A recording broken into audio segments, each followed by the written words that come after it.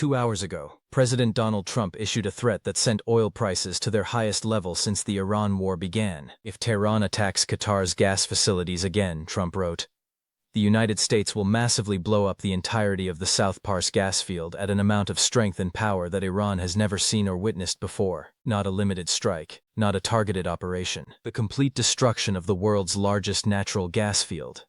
A facility that holds enough gas to supply the entire planet for 13 years. And Trump just threatened to turn it into a crater. Before we break down exactly what happened, why this threat is connected to an Israeli attack Trump claims he knew nothing about, and what the destruction of South Pars would mean for the global economy, if you appreciate this kind of analysis, hit that subscribe button and like this video so you never miss a story like this. Here is what actually happened. On Wednesday, Israel struck Iran's South Pars gas field. South Pars is not just another energy facility. It is part of a massive underwater gas reservoir in the Persian Gulf split between Iran and Qatar. The Iranian side, called South Pars, covers 3,700 square kilometers. The Qatari side, called North Dome, covers the rest. Together they form the largest natural gas field on Earth. The field contains an estimated 51 trillion cubic meters of natural gas and 50 billion barrels of condensate. To put that in perspective, that is enough gas to meet global demand for more than a decade. Israel's strike hit the Iranian side of the field. Within hours, Iran retaliated by launching ballistic missiles at Qatar's Ras Laffan industrial city, one of the world's largest liquefied natural gas export terminals. The missiles caused what Qatar's state energy company called extensive damage. 2 of Qatar's 14 LNG trains were knocked offline. One of its 2 gas-to-liquids facilities was destroyed. QatarEnergy's CEO said the damage would sideline 12.8 million tons per year of LNG production for 3 to 5 years. That is 17% of Qatar's total LNG capacity gone. The company has already declared force majeure on long-term contracts with Italy, Belgium, South Korea, and China. Europe and Asia just lost a critical source of natural gas for the next half-decade. Then Trump posted his statement on Truth Social.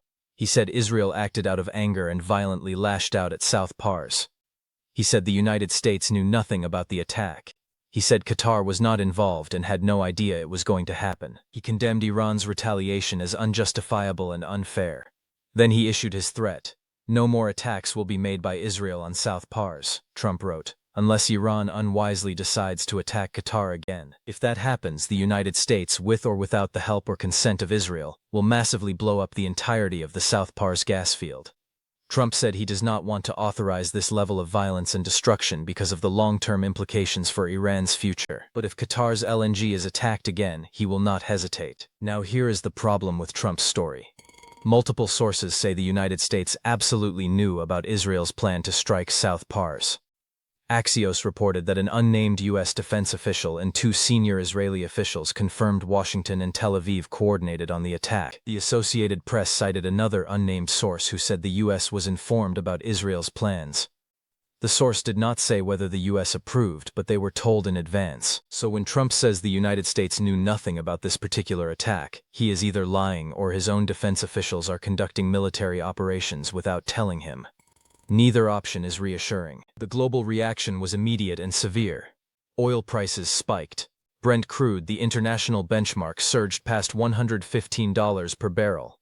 Some reports put it as high as $117. The U.S. national average for gasoline hit $3.88 per gallon, up from below $3 a month ago.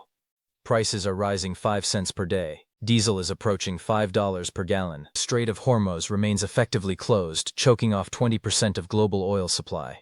And now a second major energy choke point. South Pars in the shared gas field with Qatar has become a battleground. Qatar expelled Iranian military and security attaches from its embassy in response to the missile strikes. The United Arab Emirates condemned Iran's attack on Ras Laffan as a terrorist attack and a direct threat to global energy security. 12 Muslim and Arab nations held an emergency meeting in Riyadh. Saudi Foreign Minister Prince Faisal bin Farhan said the kingdom reserves the right to take military actions if deemed necessary. What little trust there was before has completely been shattered, he said. The attacks on my country and on my neighboring countries that are not involved in this conflict, that is all I am interested in. Translation: Gulf states are preparing for the possibility of direct combat with Iran. Iran's Revolutionary Guard threatened to escalate hostilities, warning it would target oil and gas facilities in Saudi Arabia, the UAE, and Kuwait. Iran's president condemned the strikes on Iranian energy infrastructure, saying they could have uncontrollable consequences, the scope of which could engulf the entire world. That is not an exaggeration. If Trump follows through on his threat and destroys South Pars entirely, he would be obliterating a significant portion of global natural gas supply. The economic shock would be catastrophic. Energy prices would skyrocket. Inflation would surge. Fertilizer production, which depends on natural gas, would collapse. Global food prices would spike. And Iran would have every incentive to close the Strait of Hormuz permanently and attack every energy facility in the Gulf it can reach. Let's talk about what South Pars actually is, and why destroying it would be insane. The field was first discovered in Qatari waters in 1971. Iran discovered the South Pars section in 1990. It has been developed over decades into Iran's primary source of domestic energy supply. The facility includes massive processing plants, pipelines, export terminals, and petrochemical assets. Destroying it would not just hurt Iran, it would remove a critical energy source from global markets at a time when supply is already strangled. The United Nations has already warned that 45 million people are at risk of acute hunger due to rising food prices sparked by the Iran war. Gas prices in the U.S. are up 29% since the war began. The Federal Reserve held interest rates steady on Wednesday, citing elevated economic uncertainty and the unclear impact of the war. The global economy is already reeling, and Trump just threatened to make it exponentially worse by destroying the world's largest gas field. Here is what makes this so dangerous. Trump is not just threatening Iran, he is threatening the entire global energy system. South Pars feeds not just Iranian consumption but also global LNG markets through the shared reservoir with Qatar. If Trump destroys the Iranian side, the shockwaves will destabilize the Qatari side. Qatar is one of the world's largest LNG exporters. Europe depends on Qatari gas. Asia depends on Qatari gas. If that supply is jeopardized, energy prices go higher, economies slow down, political instability spreads, and Trump's justification for all of this is protecting Qatar, a country Israel just dragged into the war by attacking a gas field Qatar shares with Iran. Qatar condemned Israel's attack as a dangerous and irresponsible step that threatens global energy security. Qatar did not ask for this. Qatar did not want to be involved. Israel attacked a shared energy resource, Iran retaliated, and now Trump is threatening to escalate to the point of destroying the field entirely. So where does this go? Trump said Israel will not attack South Pars again. But Israel has a track record of conducting strikes without coordinating with Washington, or at least without Washington admitting coordination. If another strike happens, does Trump follow through on his threat? Does he really destroy the world's largest gas field and trigger a global energy catastrophe? Or does he back down and look weak after issuing an ultimatum? Iran is now attacking energy facilities across the Gulf. Saudi Arabia, the UAE, and Kuwait are all preparing for possible military action. The war is spreading, and Trump just raised the stakes to a level that could collapse the global economy. 2 hours ago, Trump threatened to blow up the world's largest gas field. 2 hours later, oil is at $115 per barrel. Qatar has lost 17% of its LNG capacity for years, and the Gulf states are preparing for war. Trump claims he knew nothing about the Israeli attack that started this escalation. Sources say he did.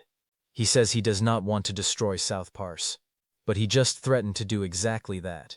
He started a war to protect American interests. Now he is threatening an action that would devastate the global economy, spike inflation, and push millions into hunger. Mark this moment.